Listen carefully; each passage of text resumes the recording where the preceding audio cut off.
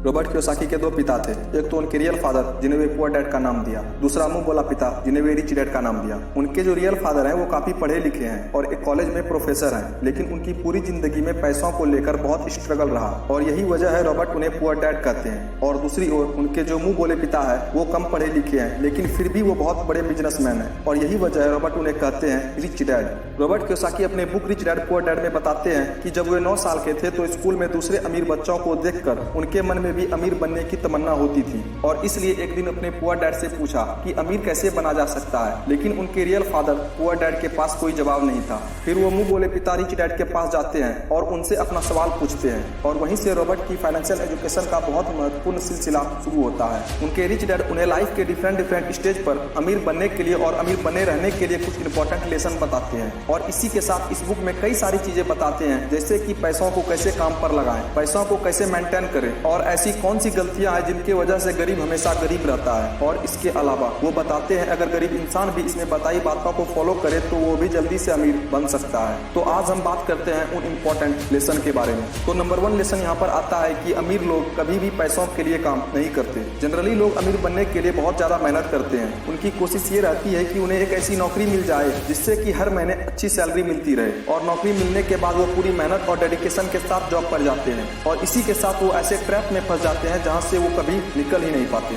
उन्हें पता होता है कि महीने के एंड में सैलरी मिलने वाली है और इसी वजह से लोन पर बड़ा घर लेते हैं, गाड़ी खरीदते हैं, क्रेडिट कार्ड से महंगी चीज खरीद लेते हैं और फंस जाते हैं ऐसे ट्रैप में जहाँ से निकलना बहुत मुश्किल हो जाता है, क्योंकि आपने जो चीज लोन पे ली है उसका लोन भी पे करना है और उसका लोन पे करने के लिए कई सालों तक नौकरी करनी पड़ेगी और आपकी नौकरी में से जो भी अमाउंट आएगा उसमें से मैक्सिमम अमाउंट आपको लोन पे करने में ही चला जाएगा और इसी तरह से कई सारे लोग की जिंदगी लोन पे करने में और नौकरी करने में ही निकल जाती है। अब सवाल ये आता है कि पैसे के लिए काम ना करे तो क्या करे। अमीर लोग जो होते हैं वो पैसे के लिए काम नहीं करते, वो कुछ ऐसा करते हैं जिसकी वजह से पैसा उनके लिए काम करता है और वे ऐसा क्या करते हैं, इसका जवाब आपको आने वाले कुछ पॉइंट्स में मिल ही जाएगा। लेसन नंबर 2, लोगों को फाइनेंशियल एजुकेशन सिखाना क्यों जरूरी है। दूसरे लेसन में रिच डैड ये सिखाते हैं कि इंसान के लिए पैसों की समझ बहुत जरूरी है, लेकिन आमतौर पर दुनिया में हर देश में हर तरह की पढ़ाई होती है सिवाय फाइनेंशियल एजुकेशन की। ऐसा इसलिए क्योंकि एक सिस्टम बना हुआ है कि खूब पढ़ो, अच्छे नंबर लाओ और फिर एक अच्छी नौकरी करो। पर सच्चाई ये है कि किसी भी तरह की जॉब आपको कभी भी अमीर नहीं बना सकती। मान लीजिए कि कोई इंसान बहुत पढ़ लिख कर मेहनत करके डॉक्टर इंजीनियर तो बन जाता है, लेकिन वो भी 9 to 5 की नौकरी के चक्रव्यूह में फंस जाता है, जैसा कि हमने फर्स्ट लेसन में बात की थी। इसी 9 to 5 के चक्रव्यूह से बाहर निकलने के लिए रिच डैड ने एसेट्स एंड लायबिलिटीज के बारे में बताया है। एसेट्स उन चीजों को कहते हैं जो आपकी जेब में पैसा डालती है और लायबिलिटीज उन चीजों को कहते हैं जो आपकी जेब से पैसा निकालती है। एग्जाम्पल के लिए अगर आपने किसी घर को रेंट पर दिया है तो उसे हम कहते हैं एसेट्स, क्योंकि वो घर आपके जेब में पैसा डाल रही है। और वहीं दूसरी ओर अगर आप न्यू कार लोन पर लेते हैं तो उसे हम कहते हैं लायबिलिटीज, क्योंकि वो कार आपके जेब से पैसा निकाल रही है। और अमीर बनने के लिए सबसे ज्यादा जरूरी है कि आप एसेट्स खरीदें और लायबिलिटीज को जितना हो सके उतना कम करें। और ये सब बातें आपको दुनिया में किसी भी स्कूल में नहीं सिखाई जाती, क्योंकि वहाँ पर सिर्फ आपको अच्छी जॉब को हासिल करने के लिए सिखाया जाता है। ये कभी नहीं सिखाया जाता कि अपने पैसों को ग्रो कैसे कराया जाए और इसीलिए फाइनेंशियल एजुकेशन को सीखना बहुत जरूरी है। थर्ड लेसन है कि अपने काम से काम रखो। इस लेसन में रिच डैड ने बताया है कि एक आम सा जॉब करने वाला इंसान कोई भी ऐसा दूसरा काम कर सकता है जो उसके इनकम को बढ़ाए। इसके लिए जरूरी नहीं है कि शुरुआत बड़े लेवल से की जाए, क्योंकि हर किसी के पास इतना पैसा नहीं होता। आप अपनी नौकरी करते हुए कोई अपना पसंदीदा काम कर सकते हैं। एग्जाम्पल के लिए कोई इंसान स्कूल में टीचर है तो वो उसका प्रोफेशन है, ना कि उसका बिजनेस। उसका अपना काम वो होगा जो वो खुद शुरू करेगा। तो रिच डैड ये सिखाते हैं कि कैसे आज ज्यादातर लोग दूसरों के लिए काम करते हैं लेकिन खुद के लिए नहीं करते। लेकिन इसका मतलब ये नहीं है कि आप अपना नौकरी छोड़ दें। वो तो ये कहना चाहते हैं कि आप अपना नौकरी के साथ साथ अपने एसेट्स वाले पहलू को भी मजबूत करने पर फोकस करें। नेक्स्ट लेसन यहाँ पर आता है कि सीखने के लिए काम करें, पैसों के लिए नहीं। रॉबर्ट कियोसाकी अपने बुक में बताते हैं कि एक बार सिंगापुर में उनका इंटरव्यू एक फीमेल जर्नलिस्ट ने लिया था और उसने उन्हें यह बताया उनका सपना भी एक बेस्ट सेलिंग राइटर बनने का था, लेकिन वो नहीं बन पाई।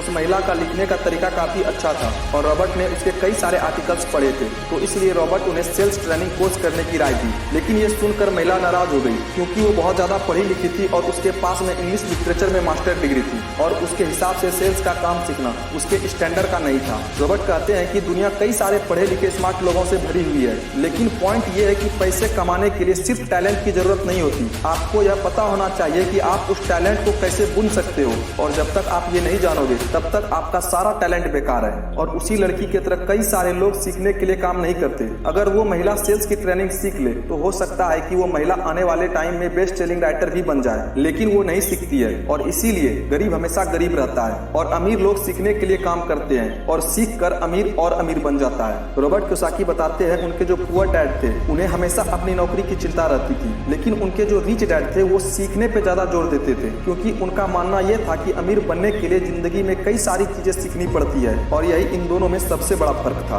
लेसन नंबर 5, रुकावटों और बाधाओं को पार करना। रॉबर्ट कियोसाकी अपने बुक में यह भी बताते हैं कि कई सारे लोगों को पैसों की समझ तो होती है, लेकिन फिर भी उनके रास्ते में कई सारे ऐसे रुकावटें आ जाती है जिसकी वजह से अपने एसेट्स को ज्यादा बड़ा नहीं कर पाते। और रॉबर्ट ने 5 ऑब्स्टिकल्स बताए। पहला है डर। दुनिया का कोई भी इंसान हो उसे पैसों का नुकसान तो बुरा लगता ही है। पैसों को गंवाने का डर अमीर को भी बहुत ज्यादा होता है, लेकिन प्रॉब्लम यह है कि पैसों का नुकसान होने के बाद उस कंडीशन से निपटा कैसे जाए। इंपॉर्टेंट ये है कि आप फेल्योर को किस तरह से लेते हो। अमीर और गरीब के बीच सबसे बड़ा फर्क यही होता है कि वो अपने असफलता का मुकाबला किस तरह से करते हैं। सेकंड जो ऑब्स्टिकल है वो है डाउट। पैसों को इन्वेस्ट करते समय हम सबके मन में डाउट होता है जो कि हमें जाम कर देता है। हर किसी के मन में सवाल होता है कि अगर हमारा इन्वेस्ट किया हुआ पैसा डूब गया तो क्या होगा, अगर सब कुछ बनाए प्लान के हिसाब से ना हुआ तो। इस तरह के सवाल और डाउट से हम हमेशा डर जाते हैं। तीसरा जो ऑब्स्टिकल है वो है आलस, जो इंसान का सबसे बड़ा दुश्मन है और इंसान को कभी आगे नहीं बढ़ने देता। चौथा ऑब्स्टिकल है बुरी आदतें।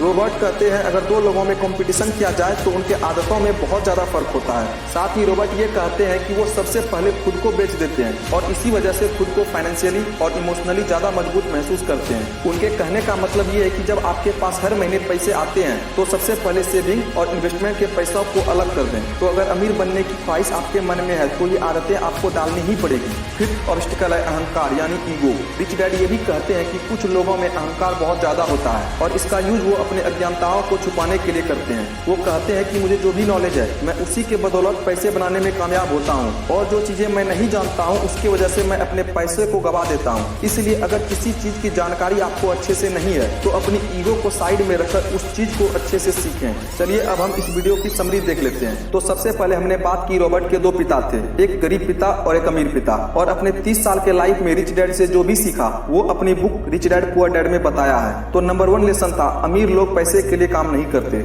लेसन नंबर 2 था लोगों को फाइनेंशियल एजुकेशन सीखना क्यों जरूरी है। लेसन नंबर 3 अपने काम से काम रखो। लेसन नंबर 4 सीखने के लिए काम करो, पैसों के लिए नहीं। और लास्ट लेसन था रुकावटों और बाधाओं को पार करना। और अगर अभी तक आपने हमारे चैनल को सब्सक्राइब नहीं किया है तो सब्सक्राइब करके हमारे कम्युनिटी का पार्ट बने। मैं मिलूंगा आपसे अगले वीडियो में। जय हिंद, जय भारत।